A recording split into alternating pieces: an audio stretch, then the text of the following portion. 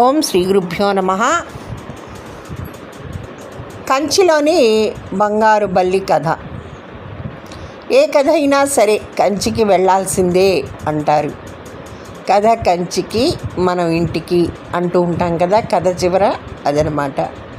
మరి కాంచీపురంగా పేరొందిన ఆ కంచి కథ ఏమిటో తెలుసుకోవాలని ఎవరికి ఉండదు చెప్పండి. ఇక కథలోకి వచ్చేస్తే, కాంచీపురం అనగానే మనకు టక్కున గుర్తుకు వచ్చేది కంచి పట్టు చీరలు. బంగారు బల్లి మాత్రమే కాదు, దాదాపు 1000కి పైగా ఆలయాలు కలిగిన ఈ ప్రాచీన నగరంలో మరెన్నో ప్రత్యేకతలు ఉన్నాయి. అవేంటో చూద్దాం. తమిళనాడులోని కాంచీపురంలో అడుగుపెట్టగానే మనం కొన్ని దశాబ్దాల వెనక్కి వెళ్ళిపోతాం. చెన్నైకి 72 కిలోమీటర్ల దూరంలో ఉన్న ఈ నగరం ఒకప్పుడు పల్లవ రాజుల రాజధానిగా వెలుగొందింది. ఈ నగరానికి కంజీవరం అనే పేరు కూడా ఉంది. ప్రతి హిందువు తమ జీవిత కాలంలో కంచికి రావాల్సిందే అని మన పూర్వీకులు చెప్తుంటేవారు. అందుకే కాబోలు కథలను ముగించేటప్పుడు కథ కంచికి అనేవారు.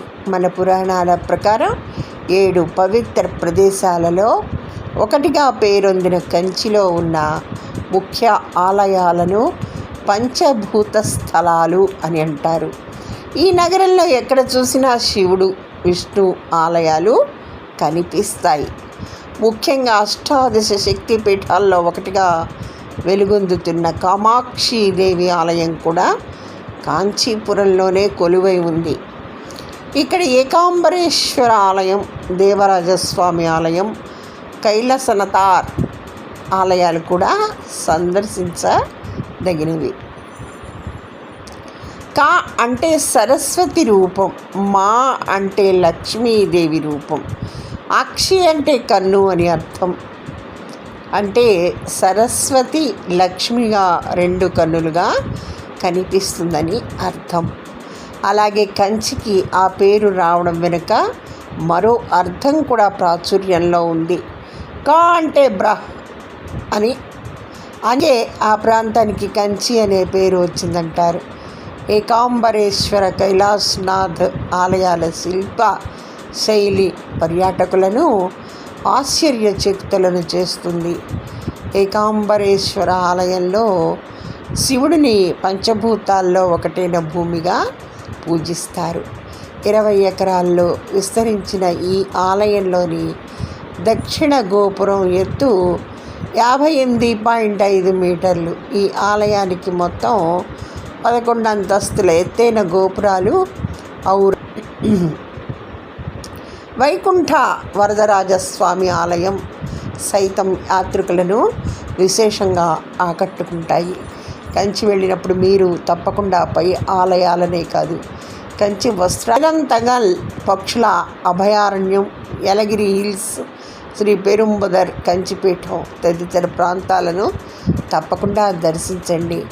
ఇక బంగారు బల్లి కథ, కంచి కథ ముగించేప్పుడు బంగారు బల్లి గురించి తెలుసుకోకపోతే కథ కంచికి వెళ్ళదు. శరీరం మీద బల్లి పడగానే కంచి నుంచి వచ్చిన వారిని తాకితే దోషం పోతుందని అంటారు. లేదా కంచి క్షేత్రానికి వెళ్ళి వరదరాజ పెరుమాళ్ ఆలయంలోని బంగారం వెండి బల్లులని తాకాలని అంటారు. దీనికి సంబంధించి ఒక కథ ప్రాచుర్యంలో ఉంది. గౌతమ అనే మహర్షికి 2 శిష్యులు ఉండేవారు. ఒకరోజు వారిద్దరి నది నుంచి కొండతో నీరు తీసుకొస్తారు. అయితే ఆ నీటిలో బల్లి పడిన విషయాన్ని గుర్తించలుగా మారిపోమ్మని శపిస్తాడు. శాప విముక్తి కోసం ప్రార్థించగా కాంచీపురంలోని వరదరాజ పెరుమాళ్ ఆలయంలో ఉపశమనం లభిస్తుందని చెప్తాడు.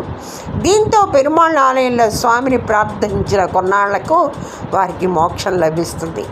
ఆ సమయంలో వారిద్దరూ సూర్యచంద్ర బొమ్మలుగా భక్తులకు దోష నివారణ చేయాలని ఆదేశిస్తాడు. సరస్వతీదేవి నుంచి శాప విముక్తి పొందిన ఇంద్రుడు పెరుమాళ్ ఆలయంలో దీనికి గుర్తుగా ఈ బల్లి బొమ్మలను ప్రతిష్ఠించారనే కథనం కూడా ప్రాచుర్యంలో ఉంది. ధన్యవాదములు. సర్వేజన సుఖ్నోభవంతు. మరి కథ కంచికి